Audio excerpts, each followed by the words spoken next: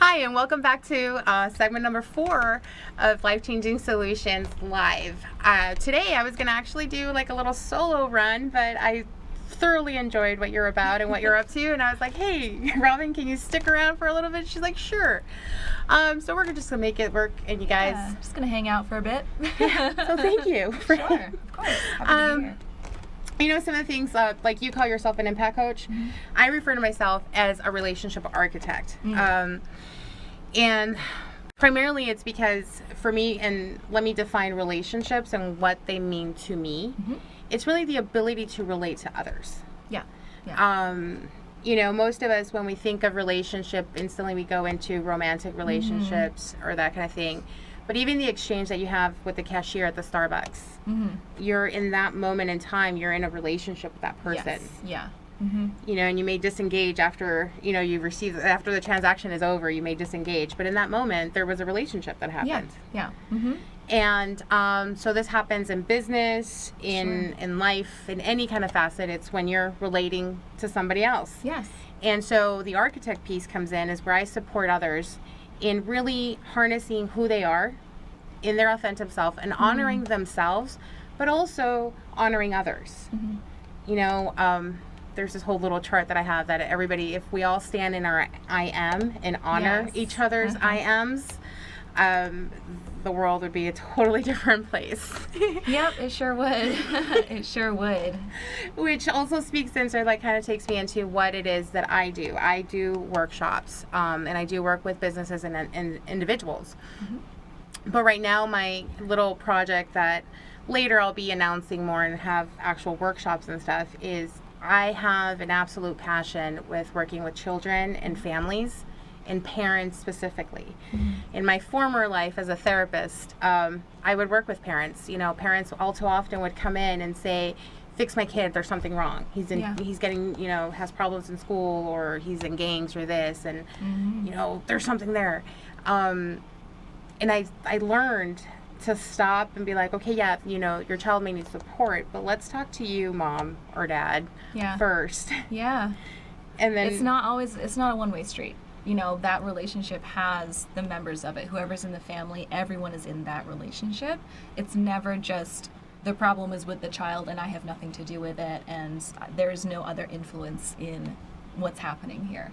So yeah, I love that you're bringing attention to that, because it's a complex relationship, and there are multiple players, and we can sometimes forget that it's not all on one person.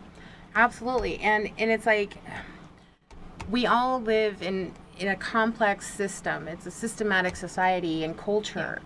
And some of our beliefs are even brought from, you know, ages ago and generations ago, and that's how closely knit we're tied into. During the break, we were talking about, like, even the thoughts and the beliefs around spanking.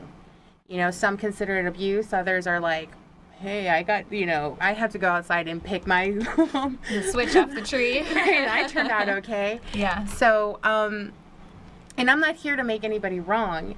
It's just really so that everybody can hone in and really define themselves and find themselves and connect with their authentic self and be able to honor that. And also support the next generation, which is our children. And something that I've been really hesitant to speak into, because, like, there's always a backlash, and I just decided today, I'm like, you know what, screw it. You know, throw it out there. With all these, like, current events going on, and, you know, sexual harassment, the Me Too movement, because I firmly believe, and I like to stand in responsibility, and I take responsibility for what's happening right now, and I look into the gap, what is missing. You know, to try to make that connection. And for me, what's missing is the communication, but not just among us, you know, as adults, but it's also the communication with parents and children, and around the subject of sex. And I'm not just talking about birds and the bees, you know, the mechanics of it. I mean, quite frankly, kids can Google that stuff. You know, and it probably teaches, right? It probably teaches a trick or two. But what I'm talking about is the emotional responsibility that surrounds sex. You know, my kid's going to kill me, but I'm just going to put it out there. Like, I had this conversation with my oldest son a few years ago when he first started dating. And I told him, I was like, you know what? Yeah, birds and the bees. But then also, this is your first relationship. If you choose to have sex with her, know that you're going to imprint on her. Mm-hmm. You're going to have a lasting, effect on her, potentially. Mm-hmm. And how you treat her and how the relationship ends if it happens to end. It's like you guys as kids, like you're 20 years from now, she's going to still be holding back to like her high school boyfriend, and that's going to be you, mm-hmm. guy, and having that conversation and his eyes just lit up like, whoa, yeah, I didn't, like, that's a lot of responsibility. Yeah. I'm like, yeah, it is. Yeah. So it's not just about putting on a condom. It's also about like, hey, like, how are you handling it? Yeah. Mm-hmm. And then, yeah, well, we're not taught the responsibility, the bigger picture of it. It's more like, don't get someone pregnant, right. Hey, this is what happens. These are the consequences of what could happen. We don't talk about the emotional consequences. You're right. We talk about the physical consequences, and, maybe the morality around it, depending on what culture you're coming from. But yeah, this whole understanding of how you interact with someone, especially at this like very, discovering stage of your life, is a big deal, and it's a bigger deal than they probably realize, and that it's a lot of kids don't have that exposure to the gravity of your actions, essentially. Right. And and I was speaking to my son, and I also have a daughter, and there's going to be a time where I'm going to talk to her because, and again, it's that conversation, and it's not about male versus female and it's really about teaching them compassion. Mm. And how to be compassionate and relate to others. Something that I also spoke to my son about, I told him, like, as a mom, I would love to pretend and say that he's going to wait till marriage and it's going to be the one. And but the reality is, most likely, that's not going to happen. So I have to deal with that for myself as a mother. Sure. And face that fear and have those conversations with him. Mm-hmm. I told him, like, maybe, hopefully, until college, casual sex. That happens. Again, like to pretend that it doesn't, but it does. Yeah. And so my request to him was, and that's the key too, is I made a request. I didn't tell him what to do. I mm-hmm. didn't dictate to him. I made a request. Like, be compassionate and understanding of others, and mm-hmm. always be honest to the best of your ability. So, show your true intention. If you intend on having casual sex with, somebody, be honest about that. Mm. And give her the choice to be able to say, no, that's not for me, or no, I want a relationship, and then have a conversation around that mm-hmm. and honor each other's choices mm-hmm. versus what I call emotional rape. What I mean by that is, if he were to lie and play a game, and trick this girl and fool her into having sex with him just for his pleasure, he now violated her ability to choose. Mm. And that's what rape is.